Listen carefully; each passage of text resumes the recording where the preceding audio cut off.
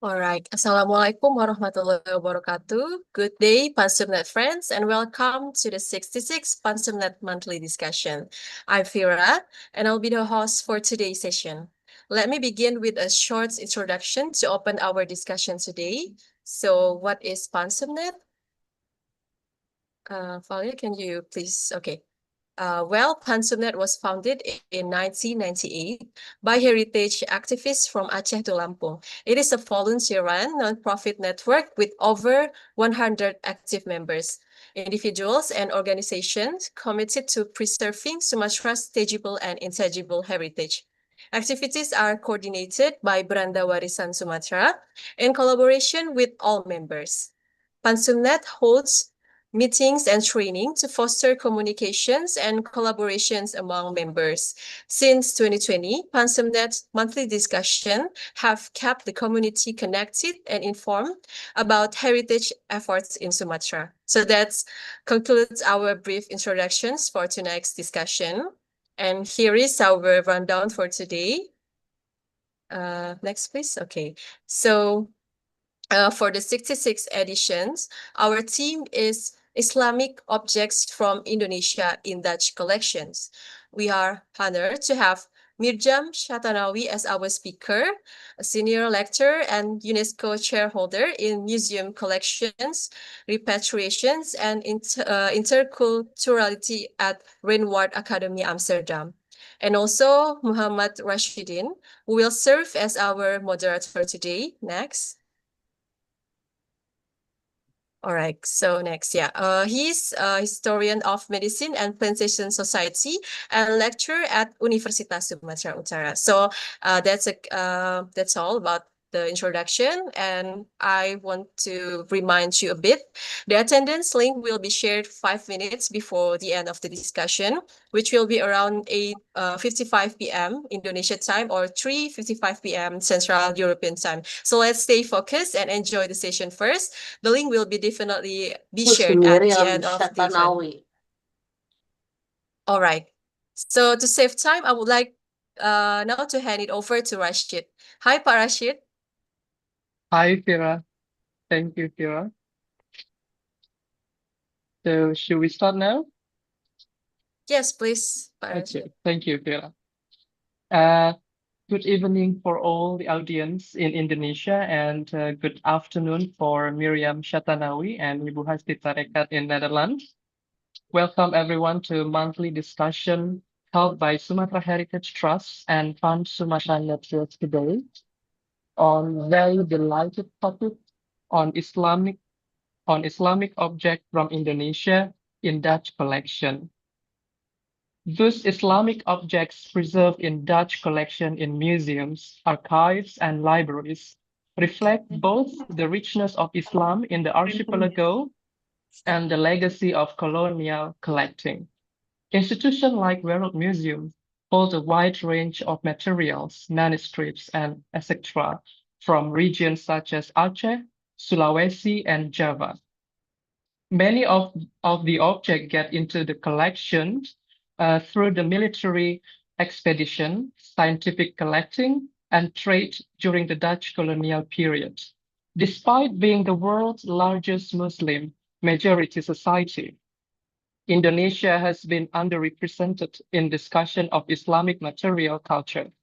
Now, scholars and institutions are re-evaluating this collection, addressing question of provenance and highlighting their Islamic significance. Today, our speaker will enlighten us, Mirjam Shatanawi, from Reinwardt Academic Senior Lecturer and UNESCO Chairholder Museum Collection, Repatriation and Interculturality. If there are any questions, if the audience have any question, feel free to write it down in the chat box or ask our speaker directly on the Q&A session. Without further ado, Mirjam Shatanawi, the time is yours. Yeah, thank you so much for having me. Assalamu alaikum rahmatullahi wa barakatuh.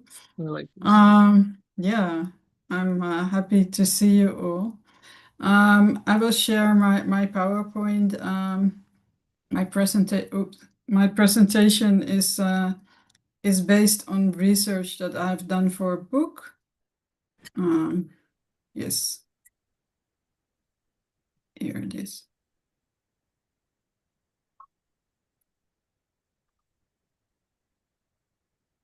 Yes.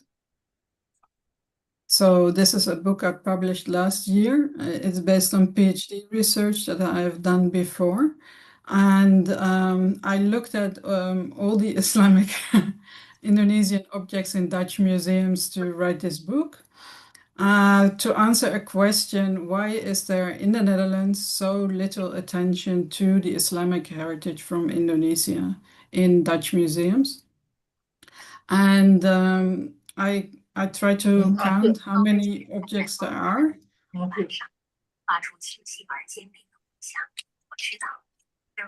It's a little ego.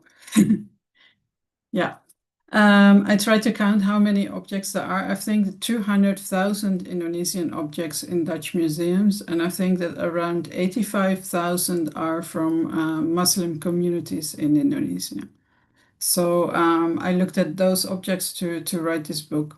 And my question was triggered by another book that I wrote before, more than 10 years ago, which was about the Islamic collections from the Tropen Museum in Amsterdam, where I worked as a curator. And I worked as a curator for West Asia and North Africa. And we had a tag in our system for Islamic objects. So look, if you look at this presentation, you can see that in countries like Egypt was 14% of the objects were tagged as Islamic. In Iran, it was 19%, but in Indonesia, only 1.2%. So and it doesn't really align with the number of Muslims living in Indonesia. So for me, this remained a big question. So this is why I did this research.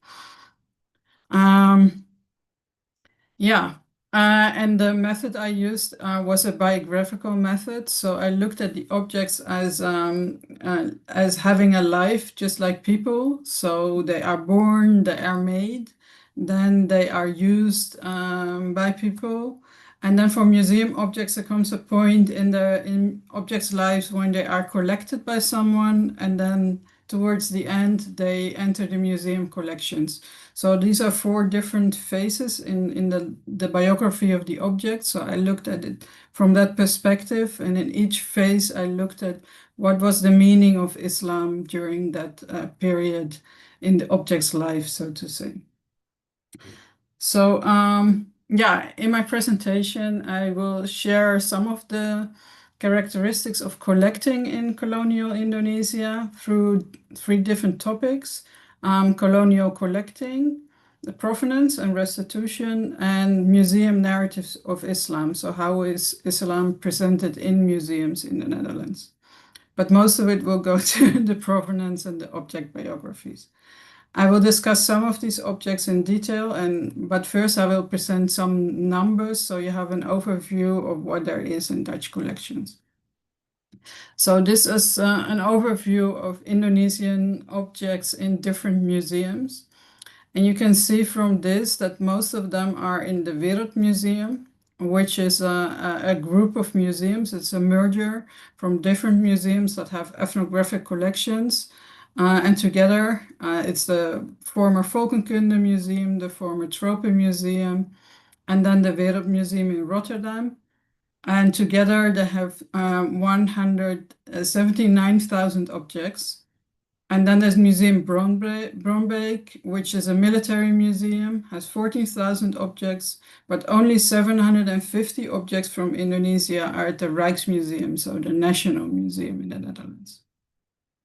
So, and then Indonesia, there is also no scarcity of objects. So the Museum Nasional Indonesia also has 140,000 objects. But besides these museums, there are also libraries. Many libraries in the Netherlands hold manuscripts from Indonesia. The most important one is Leiden University. It's 18,000 Indonesian manuscripts. And then there are millions of specimens in the Naturalis Museum in Leiden. So these are insects and geology, so stones and fossils, etc. The specimens are always in millions, so that's why, and they don't know the exact number, but they told me several million. So that's the overview. So it's quite a lot, a lot here in the Netherlands. So yeah, if you look at how and when they were obtained, most of them were obtained in the colonial context. And in many cases, no research has been done on the precise way that they were obtained. So there is looting, there is taking and finding. In the archives, it's often, oh, we took it or we found it. But many objects were also commissioned or purchased, especially in Java. So, and then there are also Dutch collectors, or through Dutch colonial networks, there are also many Indonesian objects in other European countries, specifically in Belgium and Germany, but also Denmark, Switzerland, Austria, United Kingdom, but also in the US. So it was distributed everywhere, so to say. So, and I also looked at the different, because Indonesia is a large country, as you know, and it has many different regions. So when I looked at through the Wereldmuseum collection, which is the largest collection, I looked at these different regions to see if I could find certain patterns in how these objects were obtained, how it was collected. And then you see that there is a difference between the regions, and also between, I look specifically at Muslim regions, so Papua, I don't know that much about, but other people did research on that. And there mostly it's missionaries that collected or scientific expeditions. But in Java, there was no systematic collecting, so no scientific expeditions or military expeditions that collected objects. There were no collectors that collected large groups of objects. There were many Dutch people living there, and all of them donated 1 to 10, maybe 20 objects to the museums that they had obtained when they lived in Java. And most of these objects were purchased. And then Sumatra, there were scientific expeditions, also many of these individual collectors. But there was also military collecting there, especially in Aceh. I looked intensively at Aceh because it's often seen as the most Islamic region in Indonesia. So almost everything that was collected in Aceh was collected by the military, so the KNIL.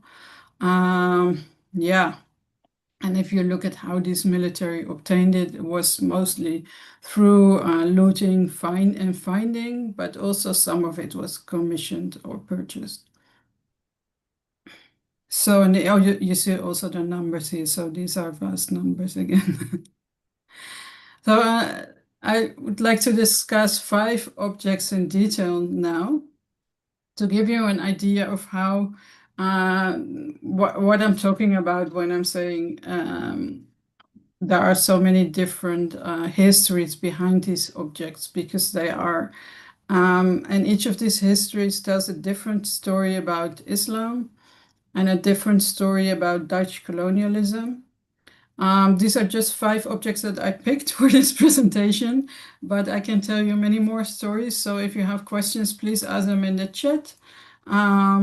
Or if there are any collections or museums that you're curious about, you can ask them in the chat, and I'm happy to answer it. So what we see here is a Quran manuscript. It's mixed in style, because these first pages are in Sulawesi style, but then towards the end it's in Aceh style. So it's a mixture that's interesting, and it was looted in Sumatra. And we know very well how it was looted, because there is this note that is a loose leaflet that's inside the Quran, and it's in Dutch, and it says that It was found, this is what I say, well, often the word found is used. It was found in an abandoned house during the conquest of a fortified Dusun Kampung during the Pasuma expedition in 1866, and then it was given as a keepsake by one CNIL officer to his friend. So yeah, now we know exactly how it was obtained. And yeah, so in the Dutch restitution policy, Indonesia can apply for the return of this Quran because the restitution policy allows explicitly for restitution if objects were looted or taken involuntarily. But also, it doesn't have to be looted. You can also apply for restitution if Indonesian Ministry of Culture can argue that objects are more important to Indonesia as a country than to the Netherlands. So that could also be a reason for restitution. So I noticed that I looked at all the Qurans that were in Dutch museums, and there were two observations that I made. First of all, the majority of them are from Sumatra. There are very few, maybe 5. Wow, not even. There are from Java. Most of the Javanese Quran are not made in Java. They are printed Qurans that are from Mumbai, for example. But yeah, most of them are from Sumatra. I don't have the exact number, but I think were 95 that I looked at that were in Dutch museums. And many of them have inscriptions like the one I just read. So here you see a compilation of different Quranic manuscripts or printed Quran that all have these inscriptions by military officers about looting and taking these. So we know often precisely where they are from. For example, a certain Quranic school or library, mosque library, because the military officer says that he found it there or he looted it there. Then there was no shame behind this, so they also used the word looted. There was no shame in that in the colonial period. So we have often information about how these were taken. And we also know why so many Islamic manuscripts are in Dutch museums and libraries. Because, well, the Dutch government, since the Java War, the Dutch government was very cautious and scared of resistance to the colonial regime. And I thought it was often Islam inspired, and Islam was a force of resistance. So yeah, the government had a policy to crush any opposition, of course, and then the military officers, they had the instruction to take any material that could fuel resistance to the Dutch colonial rule. And they couldn't read Arabic, and they couldn't read Arabic script. So if they found a manuscript or a book, they didn't know, is it Malay or is it Arabic or is it Persian or what language is this? So they just took it. Because that was the instruction. And then sometimes they send it to Leiden University or to the colonial administration to have it studied and see if it had any anti-Dutch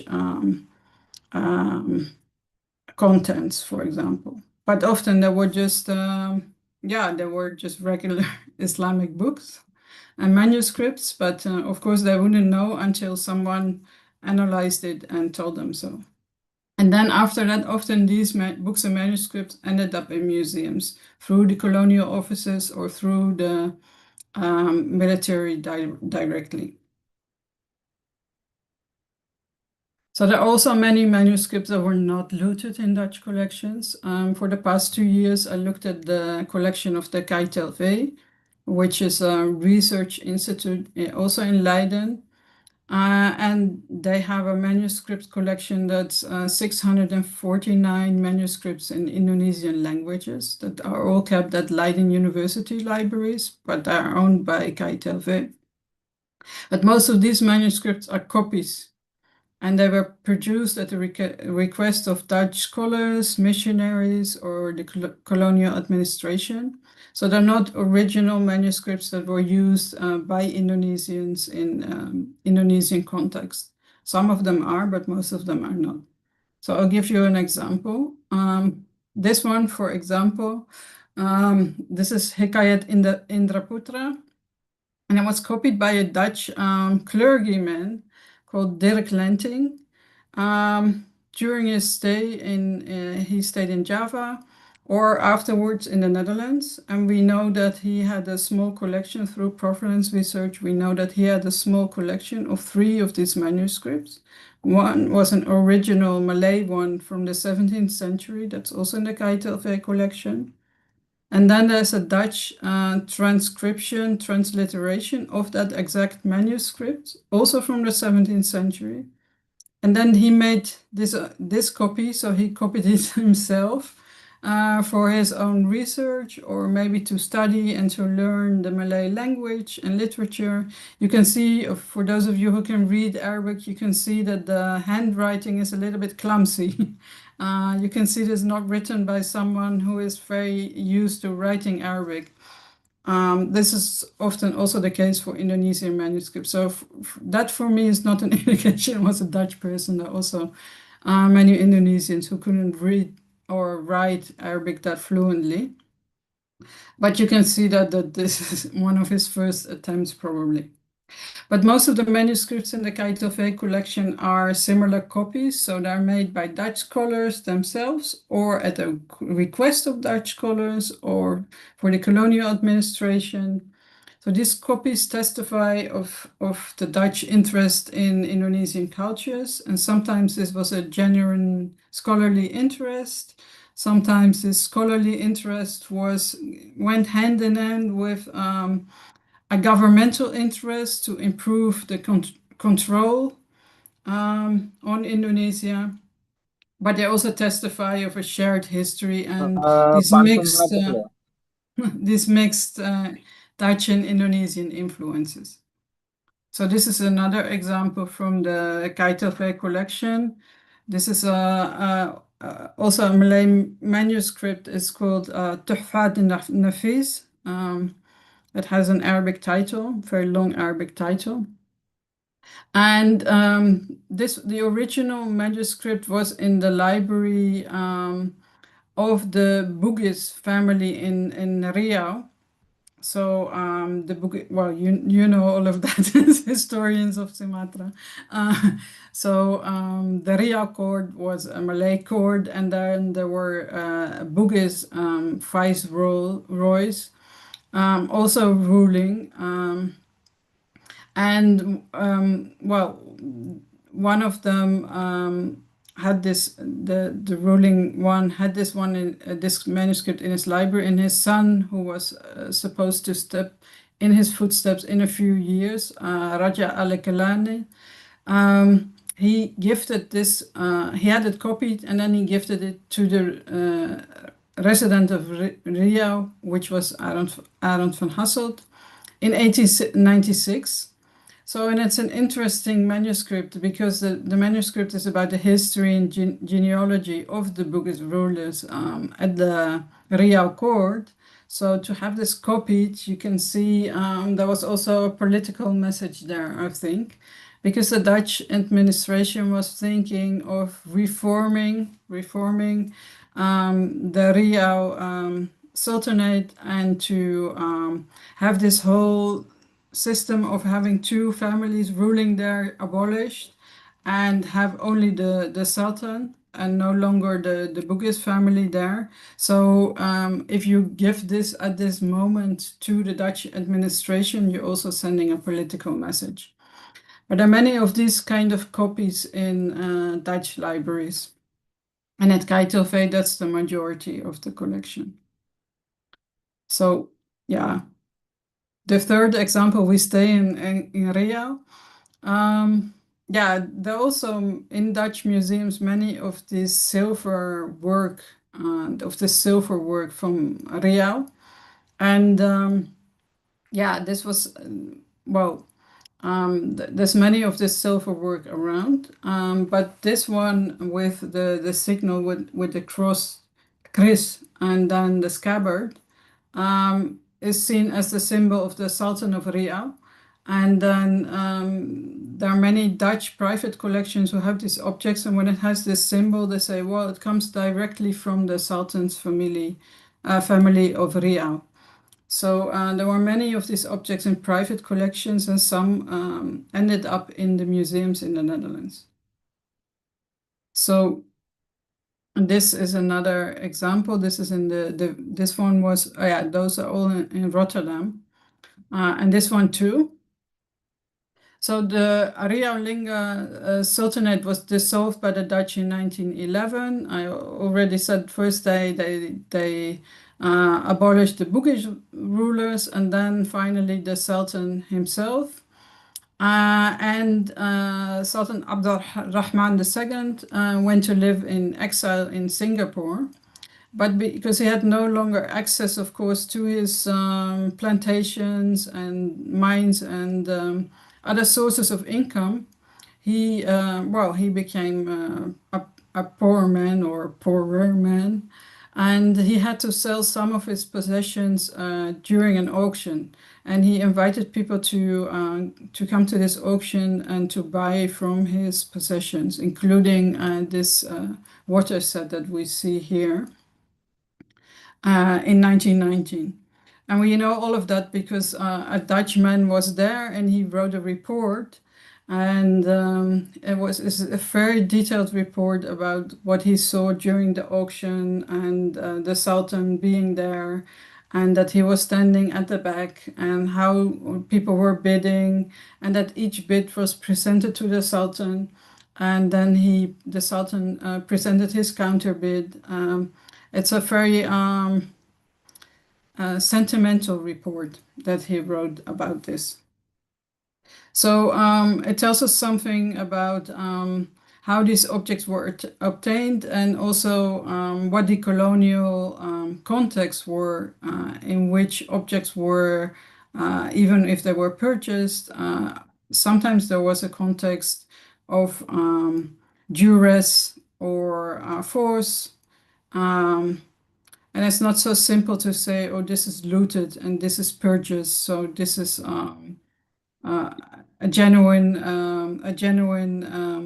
purchase, and this is a problematic one. So you really need to know more about the exact context in which acquisition happened. So the fourth example I would like to show is from Java. And like I said, many objects are purchased by Dutch people. And this one we also know exactly who this belonged to, the Dutch person, but also the Javanese person that it belonged to. And the Dutch person we know is Sophia from IJsseldijk-Withof. We see here at the photo with her husband and her daughter. This is in Malang, where she lived. Her husband worked for the postal service or for the railway service. And he did the administration for the Malang tramway. So this object is a zakat beaker.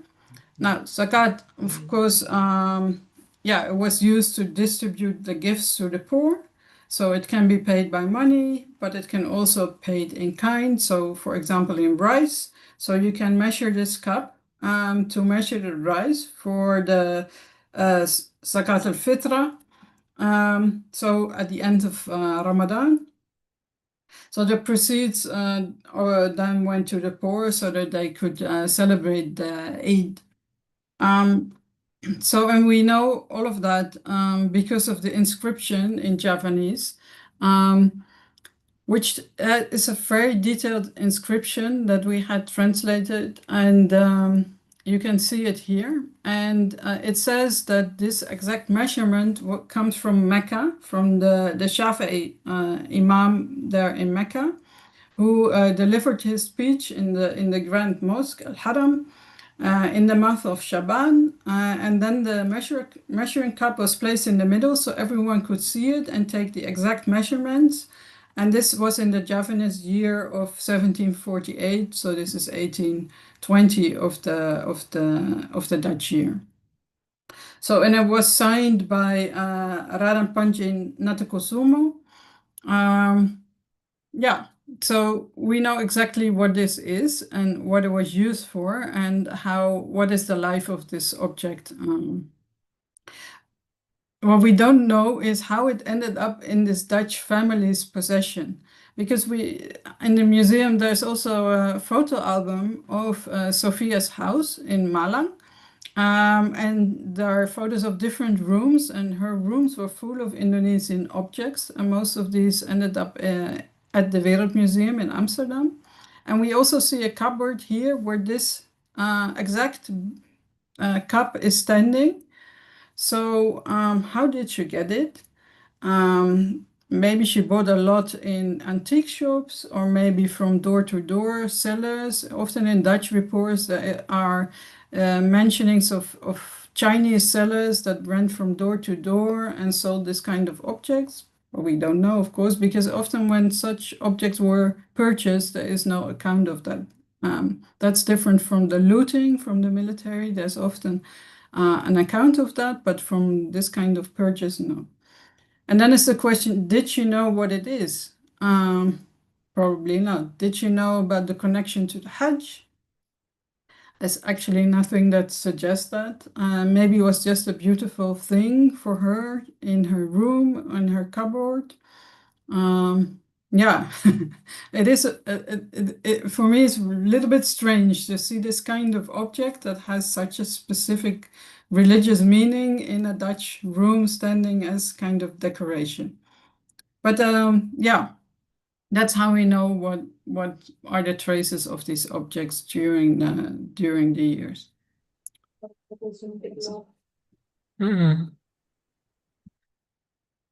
So the last example I would like to show is this headdress. It's from Sulawesi. And here we also have a provenance that is quite clear. So when it was made and how it ended up in a Dutch museum, and then also that it went from different museums, first in the military museum and then in what is now the Wereldmuseum in Leiden, and also who it belonged to. Because this is a song that belonged to someone called Daeng Parabang, and he was a leader of the resistance in South Sulawesi, and he was, that, like many of these resistance leaders, he was a kind of mythical figure in the Dutch imagination. So there are many newspaper reports about him, also in journals. We can see here an article in the Dutch press and a photograph after he was captured in 1907 or 1913, I guess. Anyway, yeah, 1913 he was arrested, and then they took these pictures of him and, well, wrote these articles. So, but I tried to chase him for more than 10 years until they finally arrested him. And this was often the case, that it took many years chasing someone. And so, yeah, and then there are many reports by the CNIL, by the colonial army, of chasing people like him. So during one of these chases, he fled into ravine, so into the mountains, and when he fled, he lost his headgear. So, and then the military officer that chased him took it, and he wrote this also in a letter. So this is a typical case of war booty. So we know all of that from the letter that the military officer, Herman Kooi, wrote when he gifted the object to the museum. And yeah, and he writes that he could recognize that it was really his because he smelled it, and it smelled of his hair.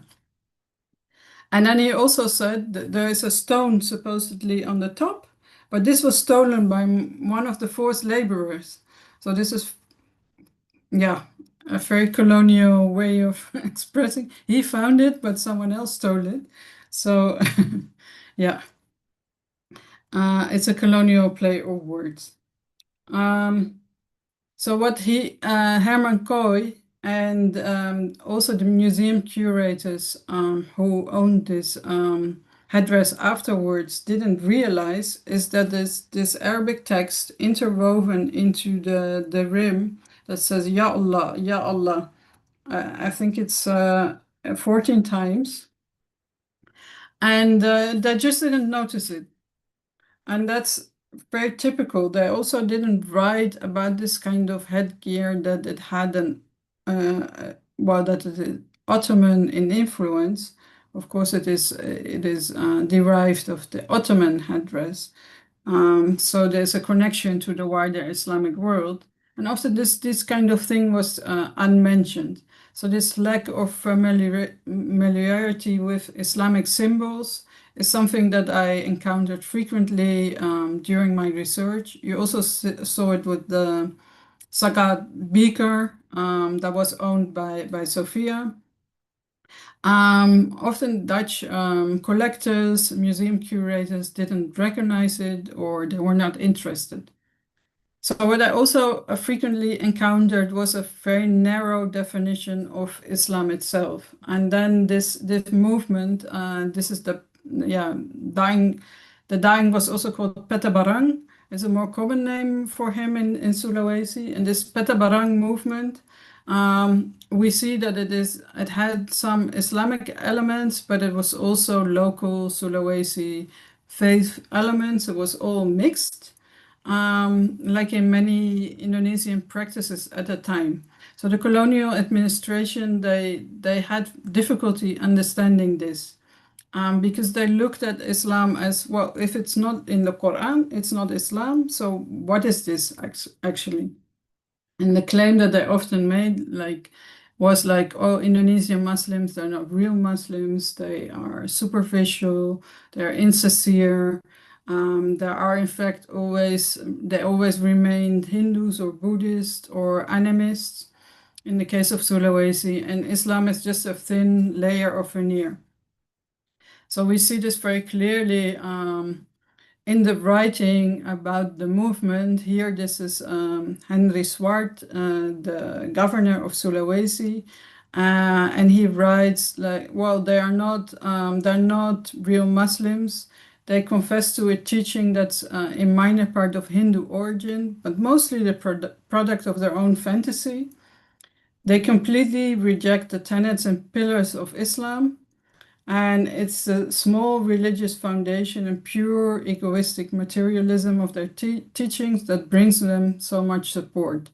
So this is a very typical analysis of the Dutch administration of such resistance movements.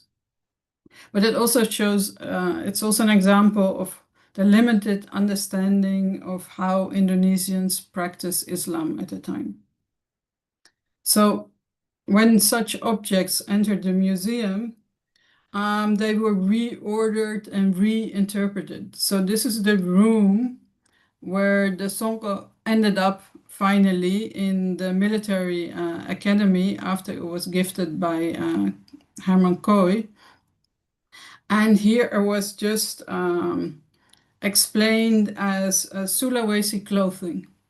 So the resistance movement, the opposition to colonialism, the Daeng, the Islamic message on the head, all of this disappeared in this museum display. None of this was mentioned.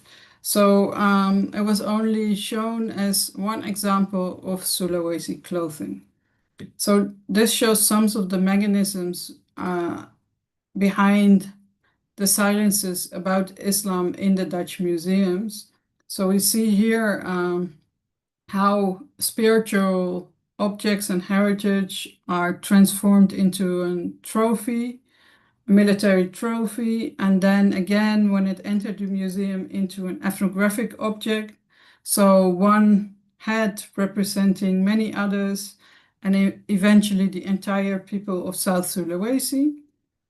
It erased the colonial violence and resistance from memory, and also it undid the Islamic in this process. And often this happened by challenging its authenticity, by saying that it was not authentically Islamic.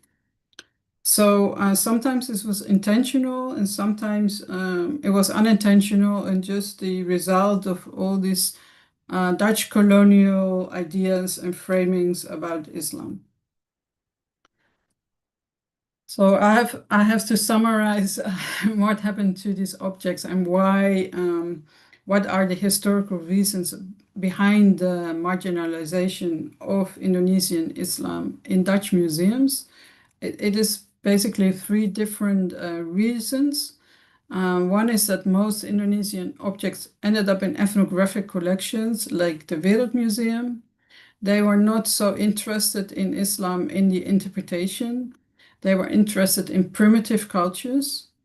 They thought that Islamic Muslim societies were too civilized to really study intensively. So they collected the objects, they received them, but didn't look that much into the Islamic aspects of it. There was also little knowledge and little interpretation of the Islamic aspects in these objects. So were often just analyzed as clothing or household utensils or manuscripts, but not so much about what it meant to Indonesians who used these objects. Then the second reason is that the Dutch colonials at the time, including the museum curators and the collectors, had a very limited vision of religion, and they had difficulty to understand the hybrid nature of Indonesian Islamic practices that often had a mixture of local influences, global Islam. There were many practices that the Dutch thought, well, this is just superstition. This is not religion. So we don't take this seriously. And because it's superstition, we don't look at it as something Islamic. So this was different from, of course, how the Indonesian Muslims looked at their own practices at the time. But that was not so interesting to many of these Dutch collectors. Then from the government side, we see there was a fascination, especially in Java, a fascination about pre-Islamic archaeology and architecture, especially in Java, the Hindu-Buddhist culture. In Sumatra was, of course, the prehistoric remains that were found there. So, and this fascination had a dual purpose, because it created a vision of the Netherlands as a guardian of a great ancient civilization comparable to the Egyptian civilizations, of which the British were the guardians, or the great civilizations that the French. So the Netherlands then could compete with the other European powers because they also had a great ancient civilization in their colonies. So that explains some of this fascination. And what we also see that the interest in Islamic archaeology and architecture arrived rather late. In the 1910s, this started, but it really, in the museums, it was later in the 1930s and 40s, so very close to Indonesian independence. It was very little, and it did not have a lot of influence. So most of the time and effort was spent on Hindu, Buddhist, or prehistoric cultures in Indonesia. So yeah. The result we see today in the Dutch museums. This is the Rijksmuseum, so the National Museum in Amsterdam. So this is the major national museum comparable to the Museum Nasional Indonesia. And it has an Asian pavilion in which it showcases Asian masterpieces from 2000 BC to the present day. There are many Indonesian objects in these galleries, but none of them is from the Islamic period. They're all, well, you can see some here. Most of them are from Java, and they're Hindu or Buddhist sculptures, but nothing dates from the Islamic period. And also in the other museums, the Wereldmuseum in Leiden and Amsterdam, the attention that is paid to Indonesian Islam or Indonesian Islamic cultures or Muslim cultures is little compared to other cultures in Indonesia. So this influence of colonialism on the Dutch collections, it manifested itself not only in the fact that so many items were brought to the Netherlands on such an immense, enormous scale, but it's also the ways in which these objects were then interpreted, classified, and exhibited up till today. So I want to conclude with saying that, well, in the Netherlands, we talk a lot about decolonization. And often when we talk about decolonization, it's about returning objects. And that's, of course, very important. But I think we should also change the way we look at Indonesian art, Indonesian cultures, and the way we interpret Indonesia in our museums here in the Netherlands. So thank you. That was my talk. Thank you, Mirjam, for the insightful presentation. And there is a question in the chat box. I think it's from YouTube, from Nuri Kurna. Thank you, Fira. The Yeah. question is, were the looting of religious objects criticized by others at the time already? For example, by Dutch critics, Muslim organization in Indonesia, or other from Japan, Turkey, and Arabia? I think Yeah. you can answer the first question first. Hello, Nuri. Nuri is my friend. So thank you so much for your question. Yeah, it was not so much criticized, the looting of objects, but there were regulations by the Dutch government about which kind of objects could be exported. And for a long time, well, in the beginning of the 19th century already, there was a prohibition on export of Javanese antiquities. But when you look at how was Javanese antiquities defined, it was Hindu, Buddhist, prehistoric antiquities, but not Islamic antiquities. So there was never a prohibition of Islamic antiquities in the Dutch law. And only in 1913, when the Archaeological Service was established, there was interest in regulations for the Islamic architecture and objects. Because there were these regulations for antiquities, when I was doing my research, I saw that sometimes the Dutch people who obtained these objects were not sure if they had permission from the government to export it to the Netherlands. For example, in Aceh, I looked at all the gravestones that were in Dutch collections. And at a certain point, there was someone who found, this is the most important one I found actually. He found a panel in the Sultanate graveyard of Sultan Iskandar Muda in Aceh before it was demolished by the CNIL.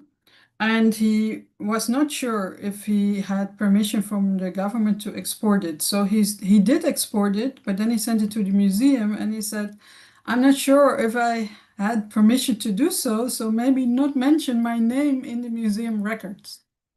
So you can see from these examples that people were aware of what they were doing was maybe not completely legal or not completely justified.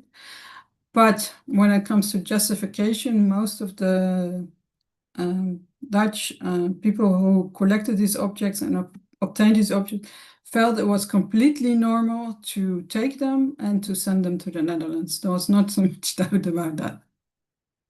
So, and we can see from the Indonesian side that sometimes people try to protect these objects by hiding them, especially the manuscripts, for example, or important finds, or temples, or of course the mosque libraries.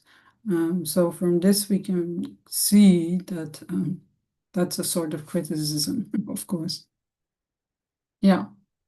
Thank you, Miriam. And I think we can go to the next question. It's from Mutiara, Bandung Institute of Technology. The question is, she's interesting. She's interesting in seeing the map of distribution of Islamic objects in Indonesia, which is divided into Aceh, Sumatra, Java, and Papua. And the Yeah. question is there any specific reason for the division into 4 regions? No, this is just my own division that I made to make clear that there are different patterns in these collections. And that when you look at Sumatra as a one region, it looks different than when you look at Aceh specifically.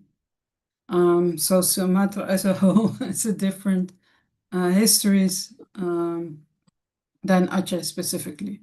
So it's also the different regions within Java or within Sumatra that have different histories. And the same for Sulawesi, of course. North Sulawesi is much of it is missionary collecting. South Sulawesi, the missionaries were less active because it's a more Muslim region. So we have different types of collecting there. So that's what I was trying to show, but there's not a very deep thought in this division. It's just that I did not have space to be very specific about everything. Yeah. Okay, thank you, Miriam. But before we go to the next question, it is for me, this is a very interesting topic. I'm from Aceh, and you said that Warisan Museums was have the largest collection from Indonesia, and one of my ancestor manuscript was in Warisan Museums. I was doing a little bit of research about that, but I'm still not sure if it's looting or it's a gift or anything. And you also argue that Indonesian Islamic objects in the Dutch collection have been historically framed ethnographic artifacts. The question is it possible for the institution like the Warisan Museums to move beyond their colonial foundation, or are they inherently shaped by them? Yeah. I think they should move beyond, and they're trying very hard, of course, in the Wierop Museum. So I do have respect for that. But there are also considerable obstacles, especially when it comes to Aceh. For example, I looked at the Aceh collection, and at one point I realized that everything, maybe there were 2 objects that were from post-independence Aceh. So out of this 7,000, I don't know how many objects from Aceh, only 2 were made post-independence. The rest, all of it, was collected, obtained, and made during colonialism or before. So that frames Aceh in a certain way that is very hard to escape from the museum. If they want to tell a story about Aceh, the only story they can tell through the objects is one of very colonial perception, because this is what they have. They do not have the Aceh from after 1942. It doesn't exist in the museum. Aceh just died in the museum in 1942. There's no culture or presence of Aceh after that. So that is, for example, how this colonial collecting limits the museum. Even if they want to tell a different story, they cannot use the collections for that. And then the Aceh collections, and that's also the same for the other regions, they they follow certain patterns because all these collectors collected the same things. So there are many things from Aceh that were not collected or not present in the museum because they were just overlooked and not interesting to the Dutch collectors. There are exceptions. In Aceh, we had Stammershaus, who also founded the Aceh Museum in Banda Aceh, and he has a very broad collection that goes beyond what was normally collected. Yeah. Thank you, Mirjam. But if you give me the number of the manuscript, I can find out for you how yeah. it ended up in the museum. I will be very happy to send you the detail of the manuscript from Yeah, my ancestor. yeah, Perhaps later I can send you by email. You know, I was yeah, doing a little research about that, but I'm still not sure yeah, is that. But I think it yeah. was, you know, he was lived in 1910. Mhm. So yeah, I think during the marshalship corps, doing military things in Aceh. Yeah. Thank you, Miriam. And I think we can go to the next question from Sylvia Agustina.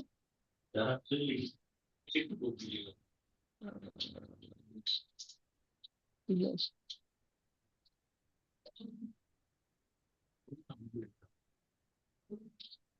Is it interesting to learn about less of black representation of this object? Yeah. Yeah. I think you can make a comment about that.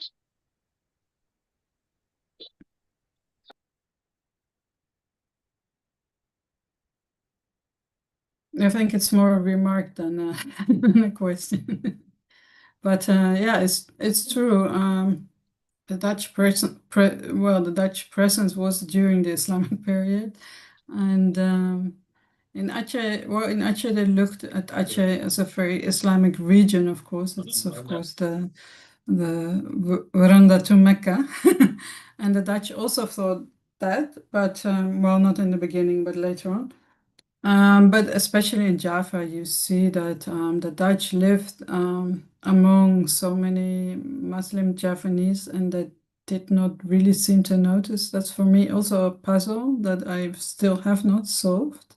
How could they not see this, or is it a lack of interest, or is it just yeah a different way of looking at things? Not recognizing, not seeing.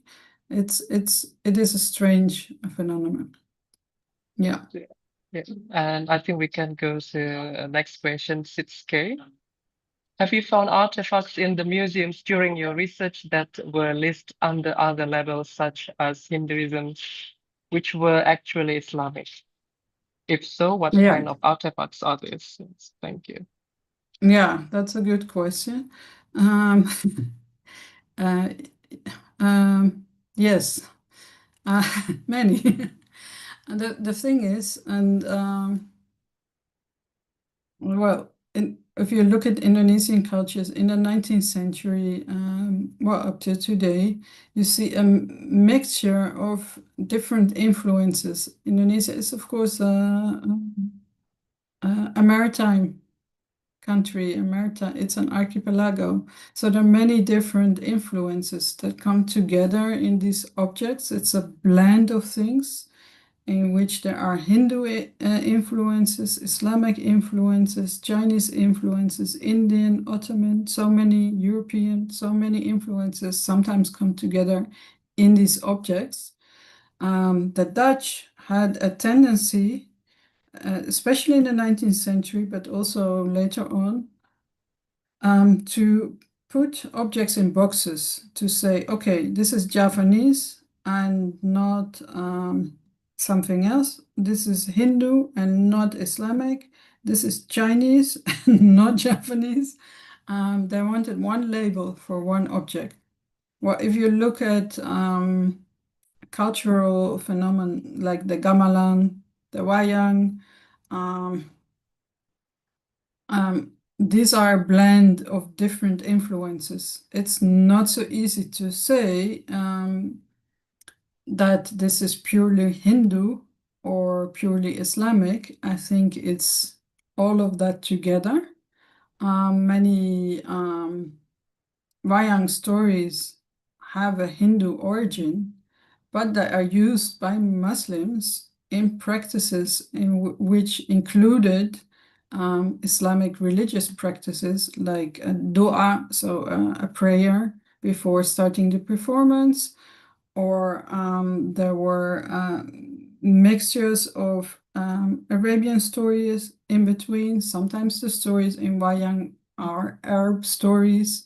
If you look at the aesthetic, this is often could be of Indian origin, but could be Javanese in origin. It has so many influences that it's very hard to separate this and put this into boxes. And this is what the Dutch in the 19th century were doing. They were trying to put objects in boxes that don't fit Indonesian cultures.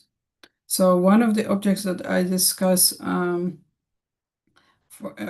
in my book is a code, a ceremonial code that was worn by the Sultan of Yogyakarta.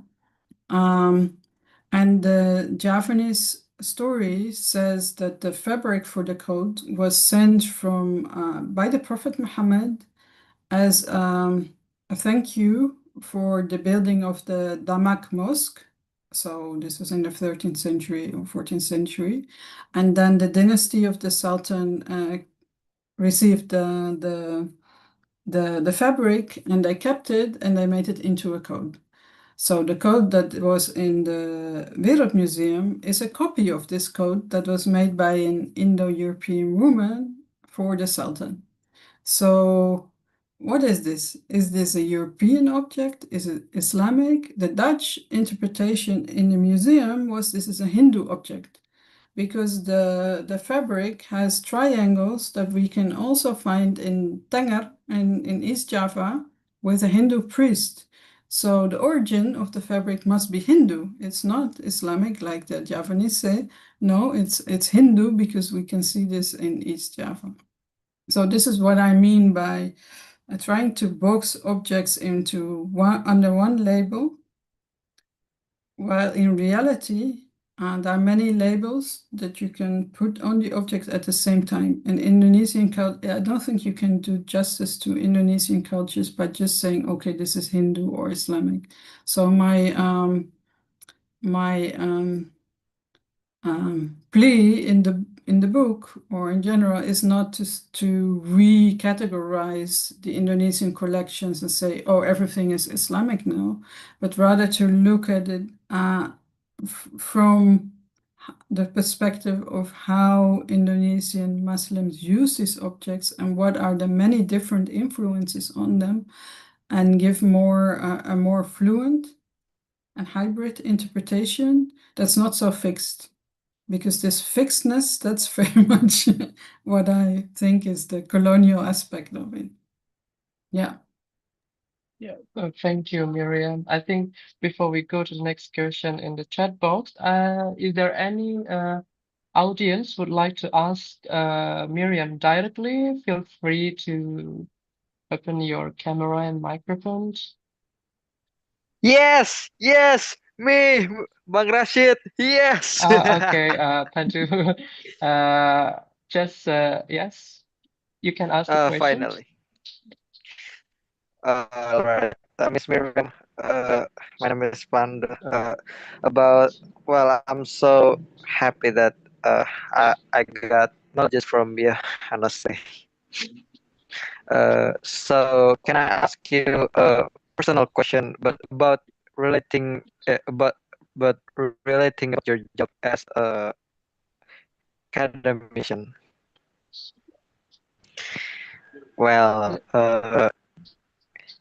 can is it are there other are there secrets that government a Dutch government keep, like Donald Trump keep his personal things with Jeffrey Epstein? Like, do they still keep the Pandora box from the public, or they just uh okay, just tell the public that we do the crimes? Uh, Miriam, can you understand the question? Yeah, I understand the Okay. question. It's Okay, a thank you. very large question. Thank you, Pandu.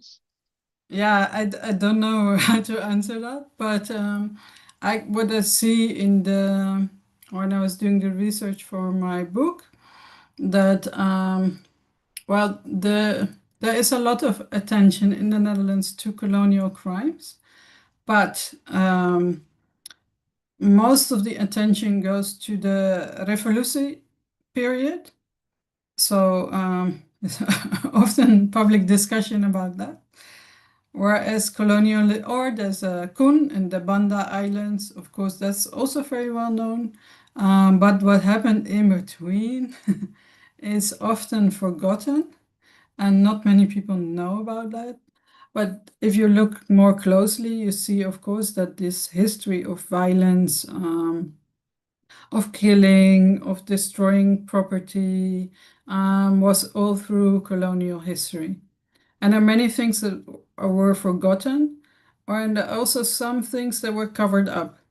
Like what I said about the panel from the graveyard that I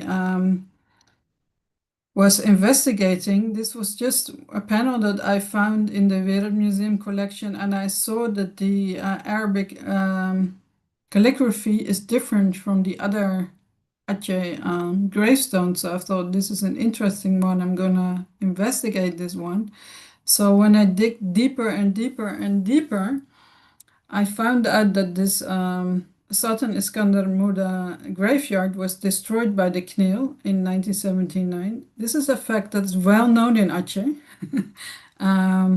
You can find it on the internet. There's also a sign in Banda Aceh about the destruction of the, if you go to, because they rebuilt the grave of Sultan Iskandar Muda, they rebuilt it in the 1950s. And there's a panel there, information sign, telling about the story of the destruction by the CNIL and the rebuilding of of the grave, or at least the tomb, of course, not the grave. But in the Dutch literature, from the colonial period up till today, there is no mentioning of this. It's just not in the history books, it's not in the colonial newspapers, it's not in the colonial books, whereas many incidents were mentioned, but this one was not mentioned. So I found out through the provenance research and many different sources in the Netherlands, I found out something that's very widely known in Aceh. And I had to go to classified archives to find the exact history and letters between the Governor General in Batavia and the Governor of Aceh about the destruction, instructions they had, what they found, etc. So it's in the Dutch archives, but this is a story that's covered up and that no one actually knows in the Netherlands. Yeah. Or in English. You cannot find literature in English about this. So yeah, there are things that were covered up. And this is destruction of mosques, destruction of graveyards, that sort of thing. Yeah. Thank you, Miriam and Pandu. And is there any questions from the audience directly? You can ask to Miriam. You can open your microphone.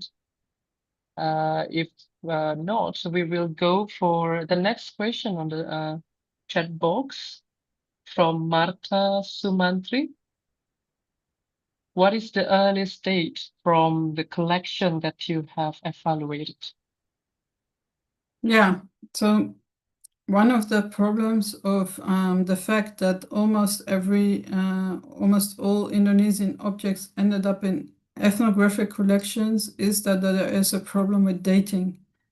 because ethnographic museums were not interested in dating, because in the 19th century they believed that primitive cultures, to which they labeled all of Indonesia as more or less primitive. Less primitive in the case of the Muslim societies, more primitive other societies.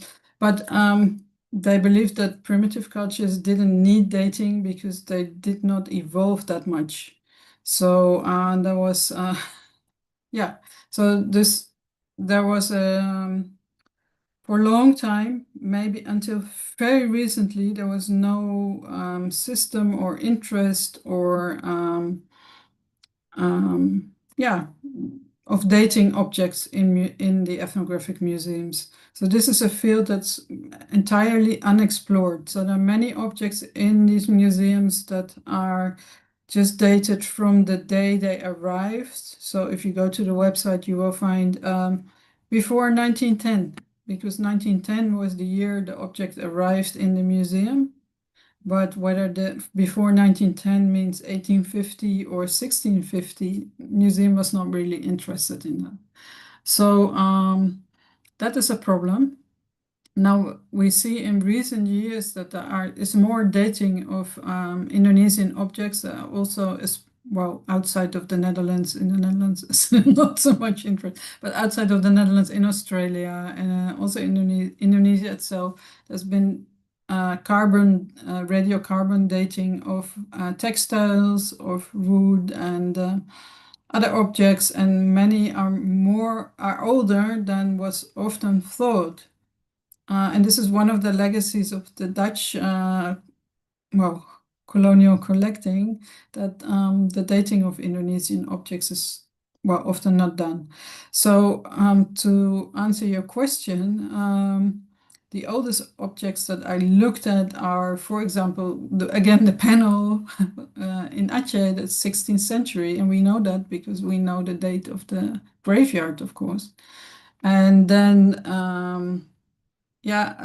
certain objects in Java that were radiocarbon dated to, I believe, 15th century. I think that were the oldest objects that I evaluated. These were Wayang Beber scrolls. And yeah, they did the dating like that. But in the museum, they're still undated. Yeah.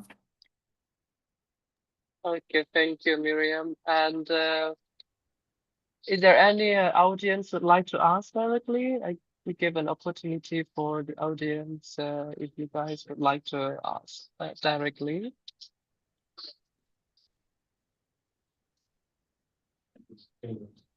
And if not, I think we can go the next question, because the second question from Mutiara.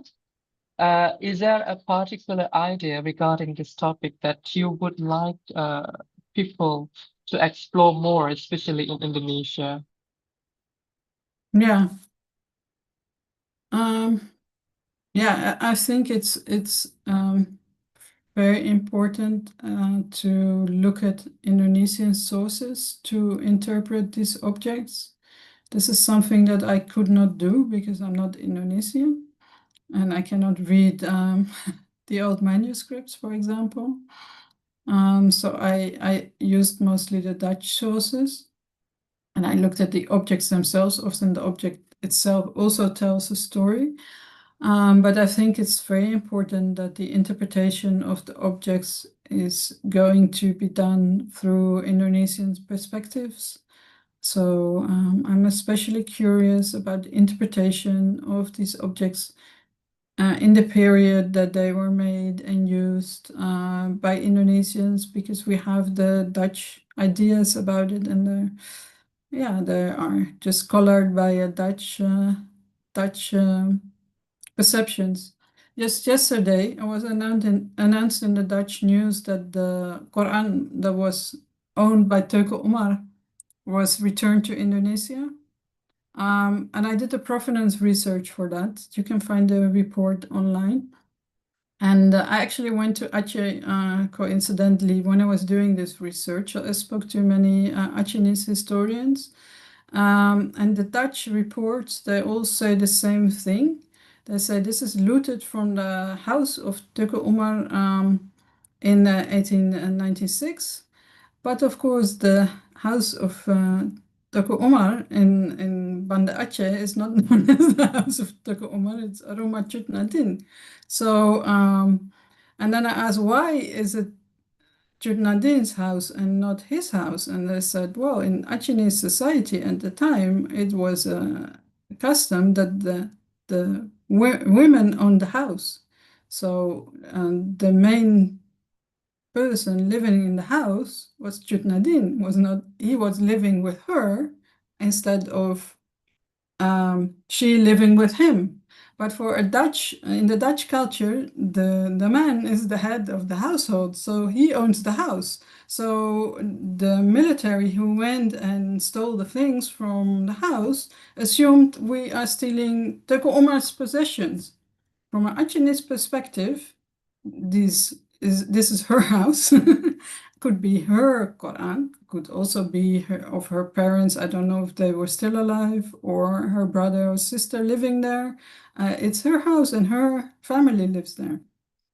So this is what I mean by how these objects are colored by Dutch perceptions that are often a projection of Dutch society, of the Dutch Protestant religion, of how how families live together in the Netherlands, but it's not the same in Indonesia, and it's also very locally defined.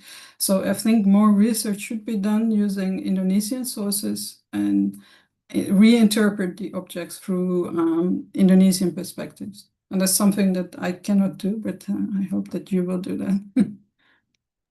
Interesting. Thank you. And if the audience would like to ask directly, please use the raise hand emoticon. And we can go to the next question from Sylvia Agustina. What are your suggestions to young Indonesian researchers who would like to do research on these objects? Yeah. Yeah. Yeah.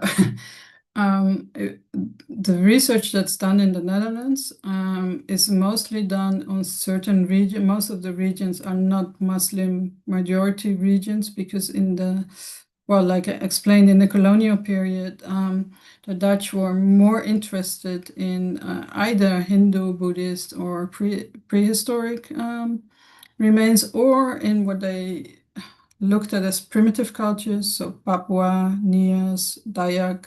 That was the main focus of the Dutch, and we see that today, even continuing. I think it's very important to do research into Javanese objects, not just the Hindu Buddhist, because a lot of research is done on that, but the rest of the Javanese material culture that is in the Dutch museums is largely under-researched. So that's a lot. And it is important, I think.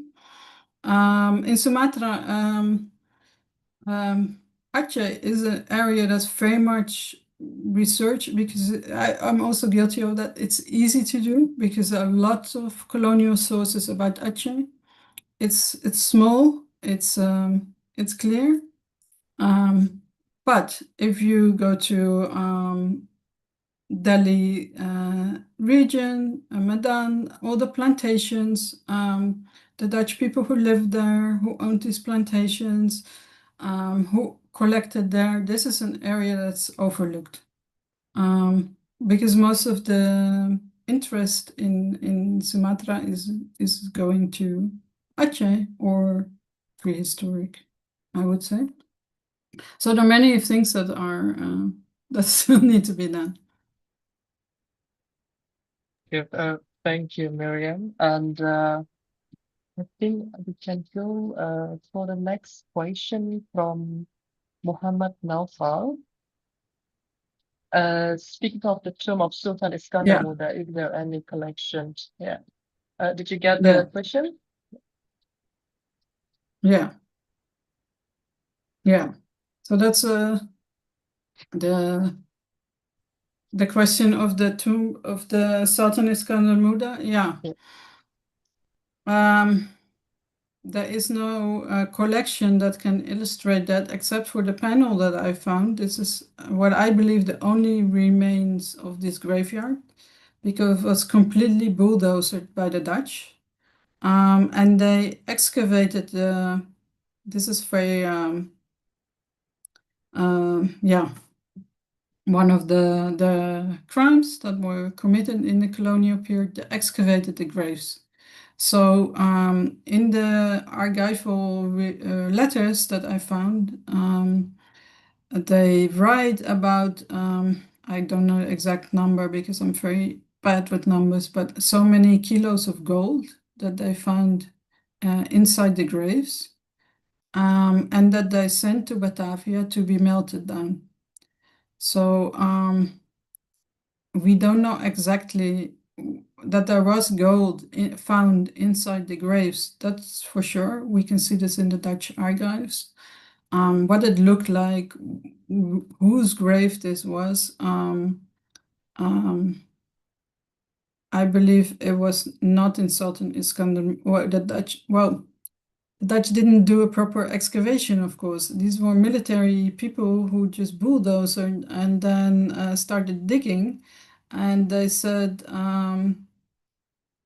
that I found gold in one of the graves, but it was a female grave. So not Sultan Iskandar Muda's grave. And they took the gold and they melted it and they sent it to Batavia. So we don't know exactly what they found, what it looked like, what it was, where, when. So yeah, that's of course the problem with this destruction. And these were also facts that were kind of hidden, because I only found these details in the correspondence between the Governor General in Batavia and the Governor of Aceh. Yeah. Yeah, thank you, Miriam. And yeah, I think it's right that the tomb of the Sultan Iskandar Muda is being demolished during the war in 1873. And I think the only gold tombs that we can see in Aceh collection right now is Iskandar Thani, the son-in-law of the Sultan Iskandar Muda. But for the Sultan himself, we never saw how it looked like, the tombs. It's very, very interesting. And I think we can go to the next question from Shindi Indira. What is your perspective about the colonization by the program to repatriation of large amount of Islamic objects to Indonesia? What do you think the Dutch government thought on this? Yeah, well, the repatriation of large amounts of Islamic objects should start with Indonesian requests. I can see that the Indonesian requests up till now do not involve large amounts of Islamic objects. There are some, like, well, most are related to the Pahlawan Nasional, so Diponegoro, Tuku Umar, objects related to them, but I don't see, for example, maybe they have done a request for the panel that I just mentioned. I don't have, these are of course are behind the scenes negotiations. I don't know. I have my book. It is full of links to the objects I discussed, so they can find at the ministry. They can find hundreds of objects they can make requests for, but until now, what has been repatriated are not large amounts of Islamic objects. There's a lot of Balinese objects, Hindu, Buddhist, of course, the Java man, yeah, but not so many Islamic objects. And I think it's important because Museum Nacional, as you all know, has started in the 18th century as a Dutch colonial endeavor. It is built around this colonial collection. So it has the same issues, and the collection has the same issues as the Dutch museums, in the sense that there is a different focus. A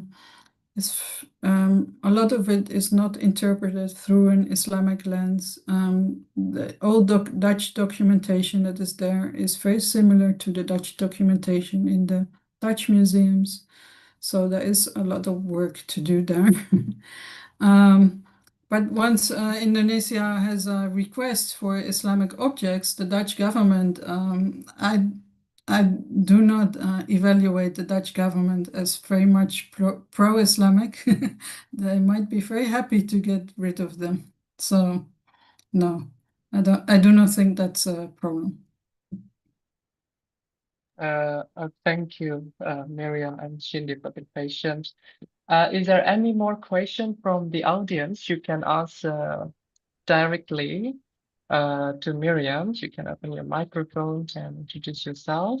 Is there any question from the audience?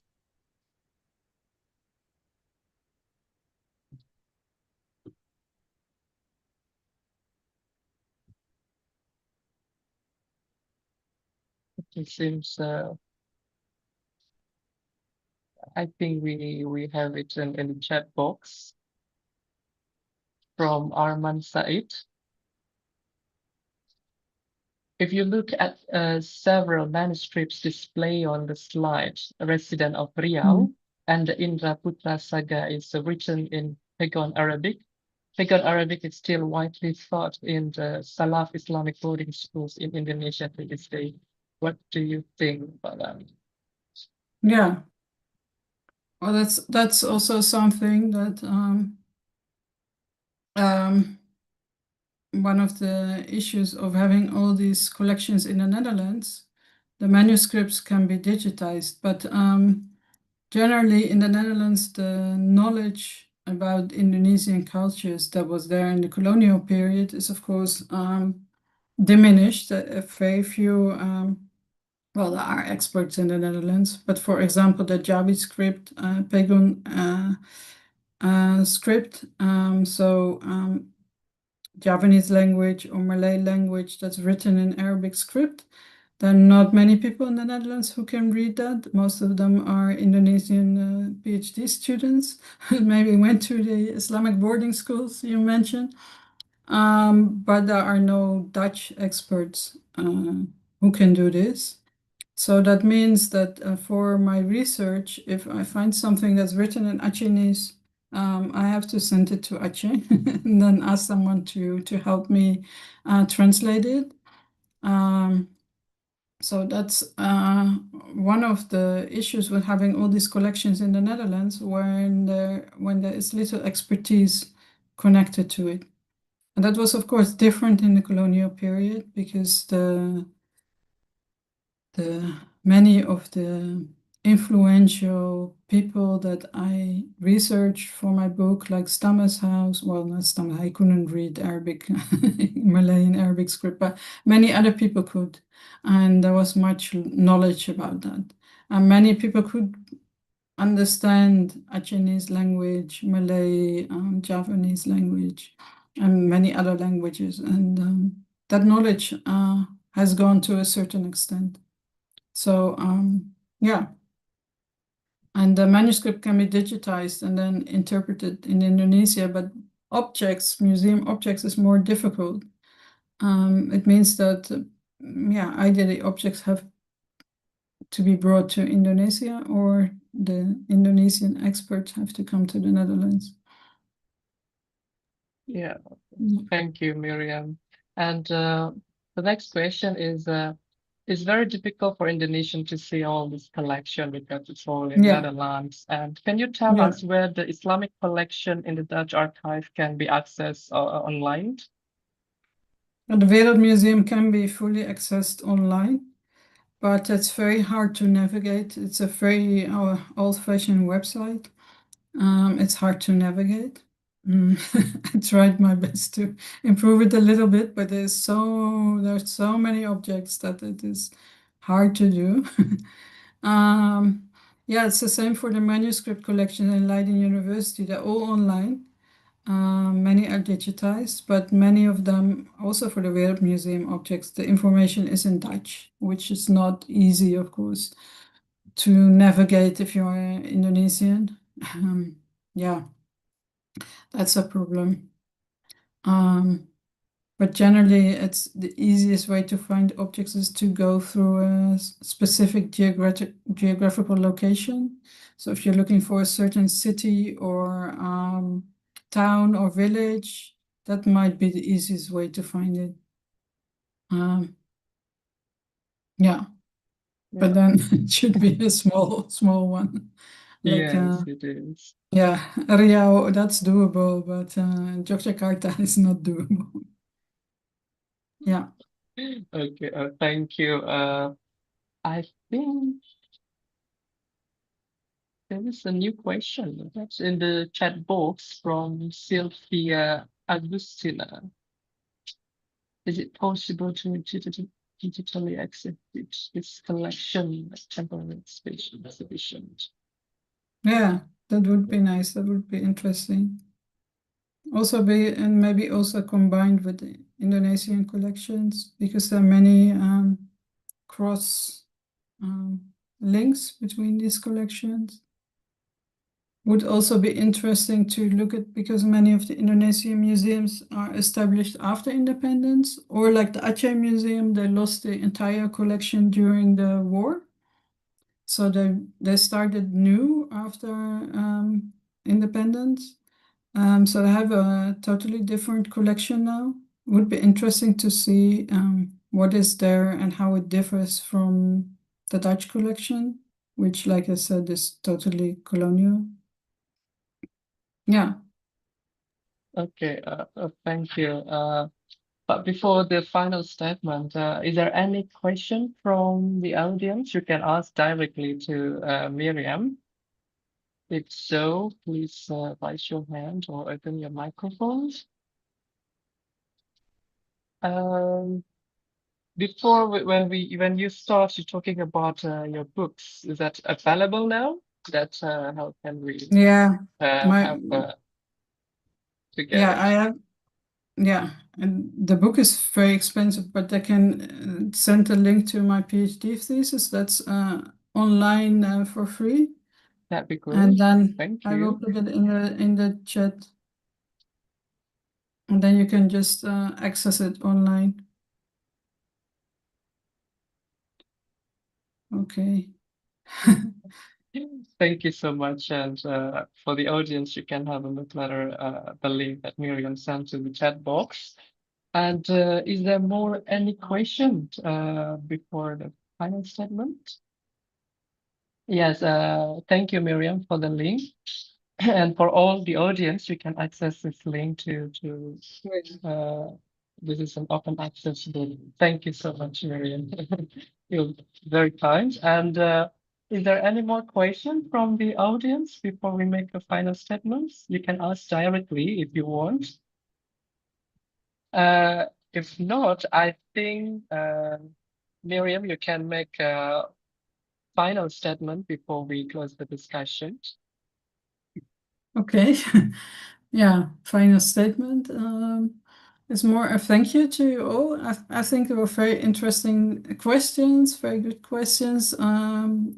Yeah, interesting discussion. I really hope that I can see there is more interest into Indonesian in Indonesia into these Islamic collections in the Museum Nasional, but also in the new museums that have been established, as even Museum for Islamic Art established. I think that's a very interesting development. I think we really should look more at these collections from an Islamic perspective, not only, but as one of the many influences that are in Indonesian culture. So I hope I will see you again, and yeah, good luck, everyone. Thank you so much, Miriam, for enlightening us with your knowledge, and we are very grateful. And I would like to also thank you for Beranda Warisan Sumatera, BWS, and Pansumnet. for bringing these topics. And also, thank you so much for all the audience. You guys have a great questions. And yeah, thank you, Mirjam and Paul. Yeah. I give it back to Fira. Thank you. All right. Thank you, Pak Rashid and Mirjam, and thank you as well to all our Pansumnet friends for your enthusiasm. We have now come to the end of today's session. Don't forget to follow us on Instagram, Facebook, and YouTube, Beranda Warisan Sumatra and Pansumnet Network, so you won't miss updates about our upcoming discussions. To receive a certificate, please don't forget to fill out the attendance form at Linktree Pansumatra Network and click on PMD 66. Please allow up to 7 working days. When it is ready, we will notify you via your active email.